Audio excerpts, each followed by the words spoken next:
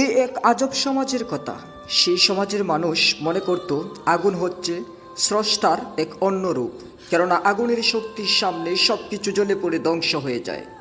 এমনকি লোহার মতো কঠিন বস্তুকেও আগুন খুব সহজেই গলিয়ে ফেলে। সুতরাং আগুনের চাইতে শক্তিশালী কোনো বস্তু, কোনো সৃষ্টি এই বিশ্বের বুকে নেই। সুতরাং আগুনই হয়তোবা প্রভুর একটি সত্তা বা একটি রূপ। এরকম চিন্তাভাবনা তাদের মনে ছিল। সুতরাং এটাকে ঘিরে অনেক আবেগ ইমোশনও ছিল। যেমন অনেকেই মনে করতো আগুন ছাড়া জীবনটা অর্থহীন, কেননা আগুন ছাড়া আমরা কোনো কিছুই রান্না করতে পারি না।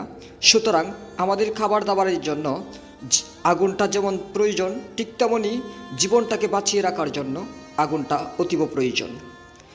তখনের সময়টা এত আধুনিক ছিল না। সুতরাং প্রচণ্ড শীতের দিনে মানুষ যখন প্রায় জ্ঞানশূন্য হয়ে যেত, মানুষ যখন অতি কষ্টে খাতরাতে থাকত, তখন আগুন জ্বেলে দিতে মানুষ সুস্থ বোধ করত। সুতরাং আগুনের প্রয়োজনীয়তা তাদের মাথায় খুব বেশি করেই কাজ করত।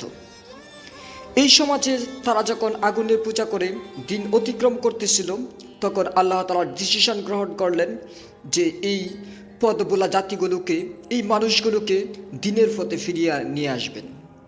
এই দিনের পথে ফিরিয়ে নিয়ে আসার জন্য এক মহামানবকে আল্লাহ তাআলা তাদের বংশে জন্মগ্রহণ করালেন। সেই ছেলেটি কিশোরকাল থেকে, শিশুকাল থেকেই অনেক বেশি জ্ঞান গর্বের কথা বলতো। মানুষকে ভালোর দিকে, ন্যায়ের দিকে, সত্যের দিকে ধাবিত করার চেষ্টা করত। সুতরাং তার একটা গ্রহণযোগ্যতা ছিল সবার মনে। নারী পুরুষ সবাই তাকে ভালোবাসত। সে যখন পরিণত মানুষে নিজেকে চিন্তা করলো, তখন ভেবে দেখলো যে এই আগুনের পূজা করার কোনো অর্থ হয় না, কোনো মানে হয় না। তখন সে সন্ধান করতে থাকলো এত বড় বিশ্বের, এত বড় ভুবনের, এতগুলো মানুষের, এত বড় আকাশের, এতগুলো চন্দ্রের, এতগুলো তারার, এত বড় সূর্যের সৃষ্টিকর্তা আসলে কে। সে অনেক বেশি চিন্তা ভাবনা করার পর আল্লাহ তাআলাই তার যে অন্তর্চক্ষু আছে সেটা খুলে দিয়েছিলেন। সে বুঝতে পারল যে তিনি এমন এক মালিক, এমন এক প্রভু, এমন এক রব, তাকে আমরা কখনোই মানব চোখে দেখতে পাবো না। তারপর সে এই কথাটি সেই সমাজে প্রচার করার জন্য, তাদেরকে বোঝানোর জন্য এলাকার যত গণ্যমান্য সম্মানিত ব্যক্তিবর্গ ছিল তাদেরকে দাওয়াত করল। তাদেরকে দাওয়াত করে নিয়ে এসে একটা খোলা মাঠে সবাইকে নিয়ে বসে সেখানে কিছু কাঠের মধ্যে আগুন ধরিয়ে দিল। সেই মানুষগুলো চিন্তা করলো এই ছেলেটা আসলেই অনেক ভালো, আমাদেরকে ডেকে নিয়ে এসে আগুন ধরিয়ে দিয়েছে, অর্থাৎ আমরা সবাই যেন সবার আগে আগুনের কাছে প্রার্থনা করে নেই, এই ব্যবস্থাটা করেছে।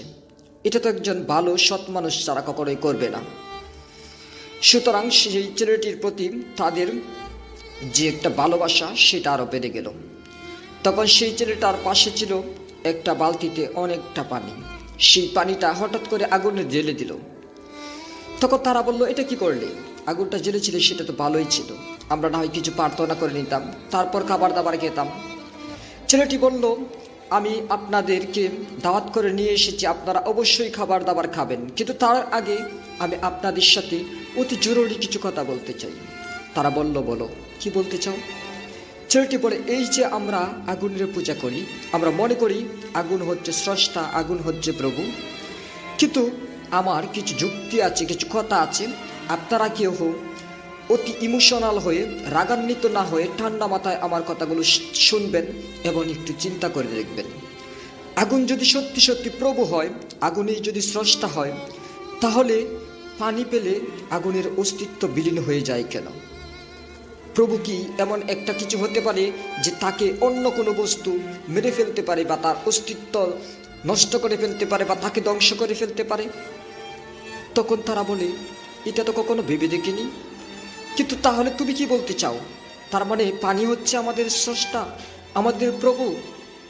তখন সেই ছেলেটি বলে, আমি এটা নিয়ে একটু পরে আলোচনা করব, তার আগে আপনাদের জন্য কিছু শরবতের ব্যবস্থা করেছি, সেটা পান করুন দয়া করে। সবাই তাদের সামনে থেকে শরবতের গ্লাসটা উঠিয়ে নিয়ে এক চুমুকে শেষ করে ফেলল। তারপর গ্লাস রাখতে রাখতে তারা সবাই বলল, এবার বলো। তখন সেই ছেলেটি বলল যে আপনারা যে শরবতটুকু পান করলেন এটাতে কি কি ছিল আপনারা কি বলতে পারবেন? তারা বলল, এখানে হয়তোবা কিছু ফলের রস ছিল, এখানে চিনি ছিল আর পানি ছিল।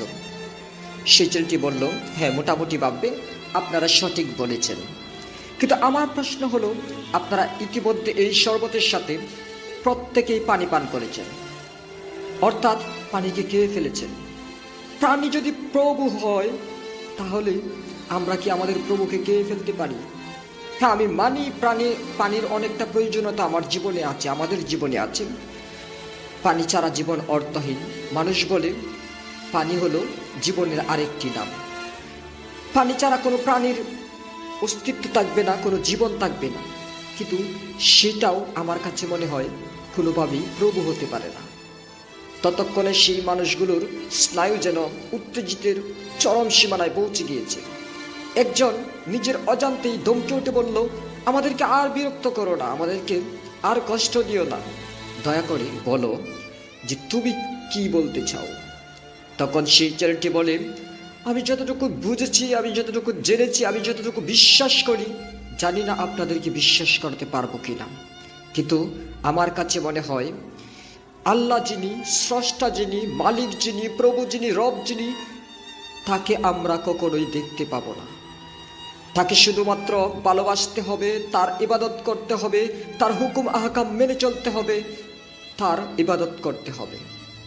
আর আমরা দুচোখে যাই দেখি না কেন সেই সবগুলোই সৃষ্টি, কারণ স্রষ্টা কখনোই সৃষ্টির ভিতরে তার রূপ ফুটিয়ে তুলতে পারে না। তাহলে যে স্রষ্টার যেই মহিমা, স্রষ্টার যেই বরত্ব, স্রষ্টার যেই শ্রেষ্ঠত্ব, সেটা ঠিক থাকে না। আপনারা চিন্তা করুন, আমরা মানুষ অনেক কিছু সৃষ্টি করি, অনেক কিছু গড়ি, অনেক কিছু তৈরি করি, তাই বলে কি মানুষগুলো সেই জিনিসের মতো হয়ে যাব? আমরা পোশাক আশাক তৈরি করি, আমরা বাড়িঘর তৈরি করি, আমরা গাড়ি তৈরি করি, আমরা অনেক কিছুই তৈরি করি, সেইগুলো কি কখনোই তারা বলতে পারবে যে আমরা মানুষ? অথবা আমরা মানুষ কি কখনোই সেই জিনিস বস্তুর মতোই হয়ে যাব? সো এই ছেলেটির এরকম যুক্তিসঙ্গত কথা শুনে অনেকেই বিশ্বাস করে নিল যে ঠিকই তো, মালিক কেন, স্রষ্টা কেন সৃষ্টির ভিতরে আসবে? স্রষ্টাকে আমরা কেউ দেখতে পাবো না, এবং স্রষ্টার ইবাদত করলেই হয়তোবা আমাদের মুক্তি বা নাজাত মিলবে। তো ফ্রেন্ডস, আমার এই গল্প কাহিনী কেমন লেগেছে অবশ্যই কমেন্টস করে জানিয়ে যেতে বলবেন না। আর গল্পটি সম্পূর্ণ আমার লেখা, যদি ভুল থাকে অবশ্যই সেটাও আপনারা জানাতে পারেন। সামান্য ভালো লেগে থাকলে ভিডিওতে একটা লাইক দিয়ে বন্ধুবান্ধবের সাথে শেয়ার করবেন। আপনি যদি আমাদের নতুন শ্রোতা দর্শক হয়ে থাকেন তাহলে চ্যানেলটি সাবস্ক্রাইব করে বেল আইকন প্রেস করে রাখুন, তবে নিত্য নতুন ভিডিও সবার আগে পেয়ে যাবেন। সকলে ভালো থাকুন, সুস্থ থাকুন, কথা হবে নেক্সট টাইম। আজকের মতো বিদায়, আল্লাহ হাফেজ।